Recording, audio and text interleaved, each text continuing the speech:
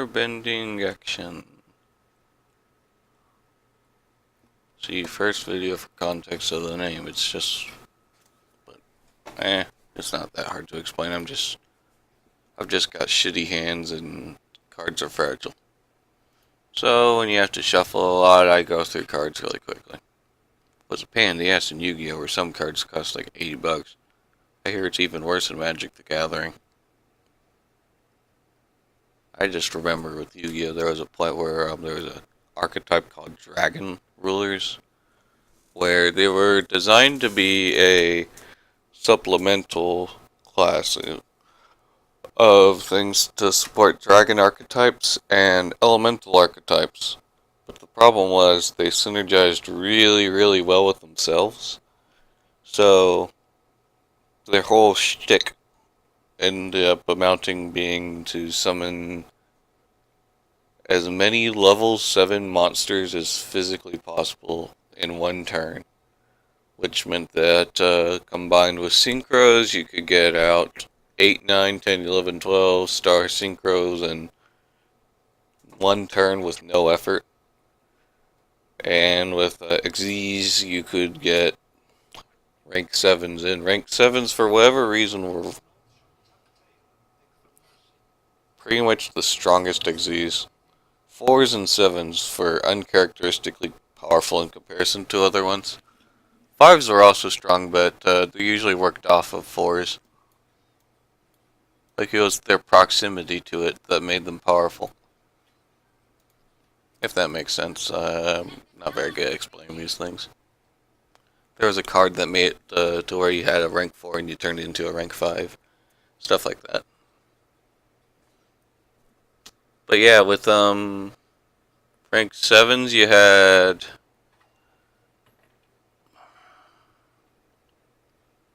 Can't remember the name offhand.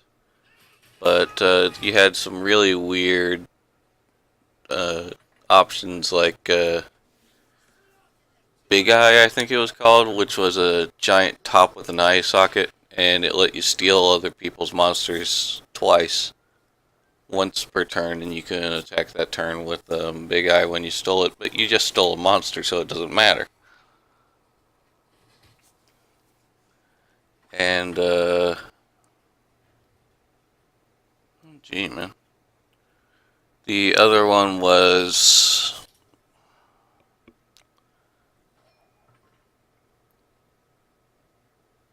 I think they're called Mecha Phantom Beasts. One of their boss cards was the Space Shuttle. And...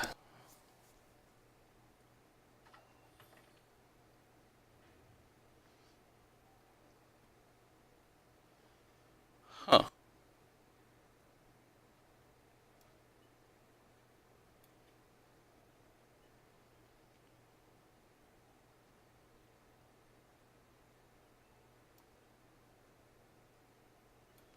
And the thing about the Space Shuttle is it let you summon tokens, and then sacrifice those tokens to destroy any monster on the board. It led to this weird thing in Yu-Gi-Oh! Where instead of having mechanics built around things like having direct answers, you just had cards where you just plain couldn't do something to them anymore. So it wasn't a matter of answers, it was just a matter of, nope, force field.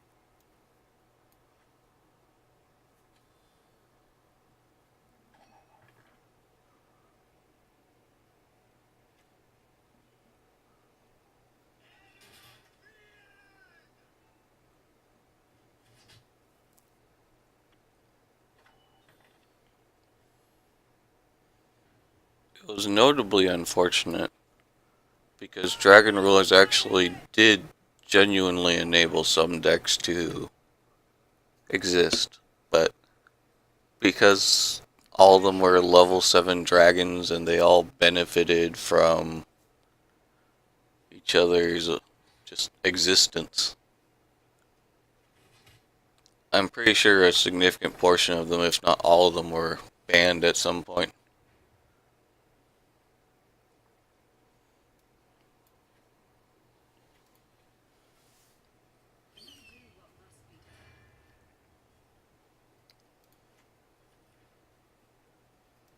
Okay.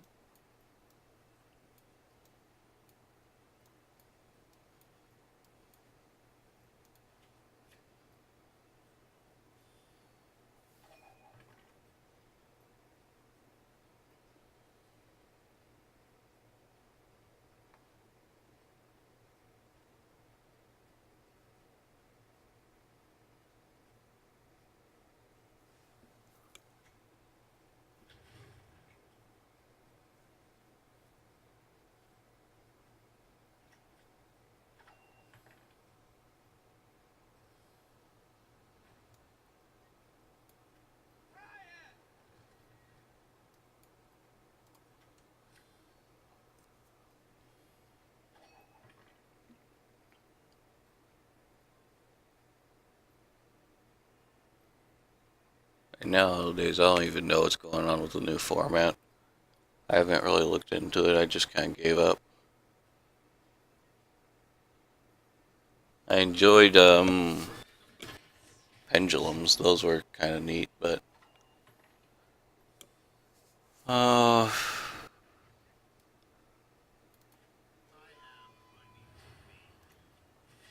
there are just a lot of changes over time, and combined with the fact that, it's Konami, so I'm pretty sure Dueling Network went down at some point, and then DevPro had issues, complete reformatting of the game. It just stopped being Yu-Gi-Oh!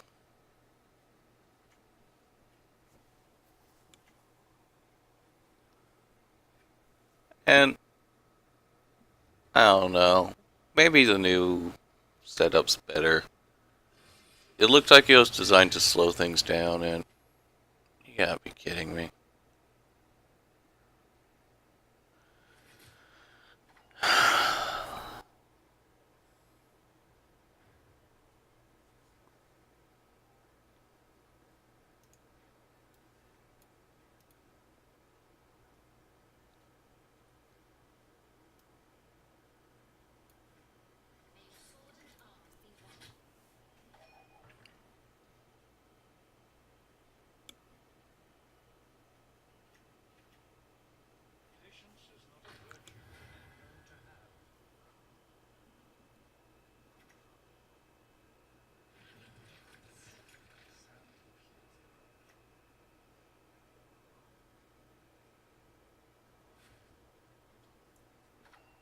Try to make space in case he ends up killing off this Litho.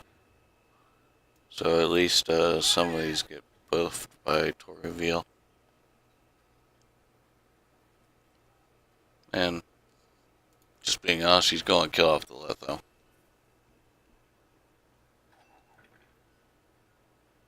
Which would bring me down to 77 at the moment. So still within acceptable parameters.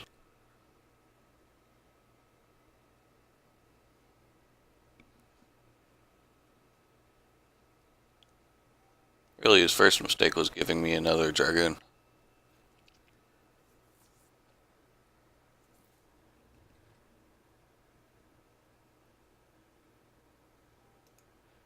What you looking at my grave for, sir?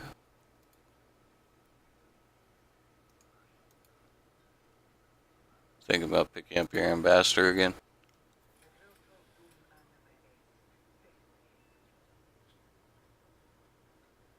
That's what it looks like.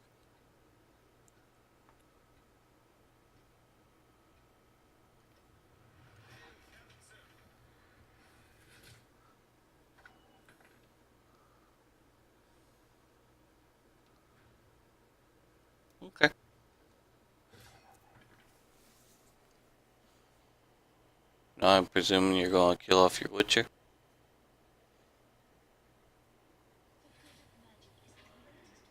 Or that. I hate this card. Really, it feels like a significant portion of Nilfgaard's cards are designed to be a big middle finger to people. Kinda like that.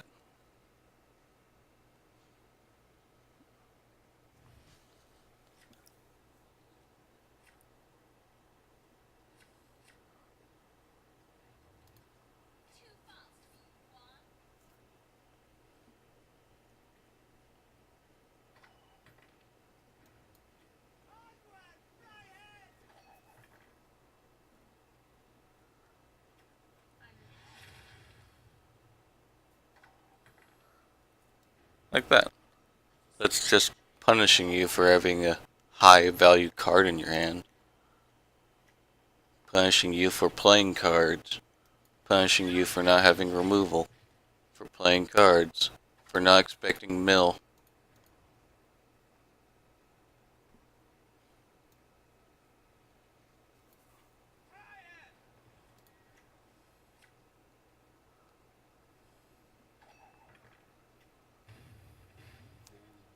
For hoping that your deck has some degree of consistency.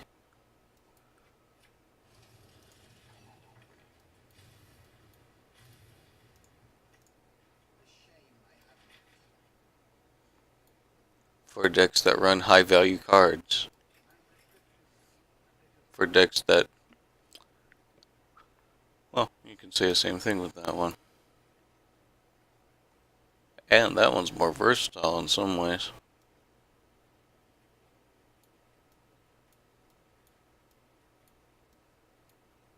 Really, it feels like the only thing that Nilfgaard isn't constantly ragging on is monsters.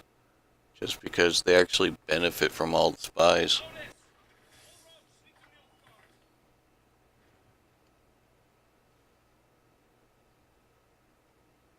Okay.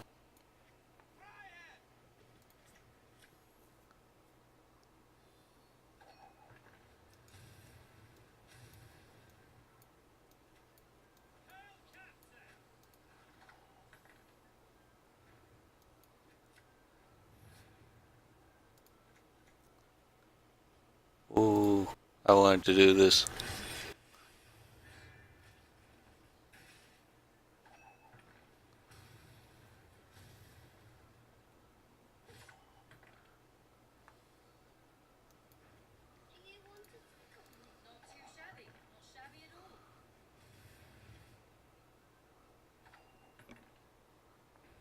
Yeah, I know that one was pointless. It's just at that point I already won.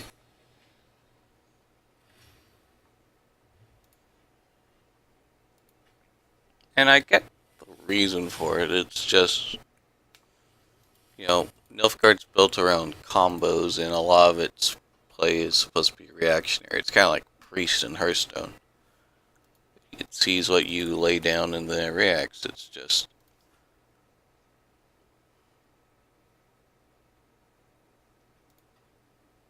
well, I don't like Priest and Hearthstone either. I liked Mage. Mage had a similar shtick going for it in a lot of its archetypes, like with ice block and all that. But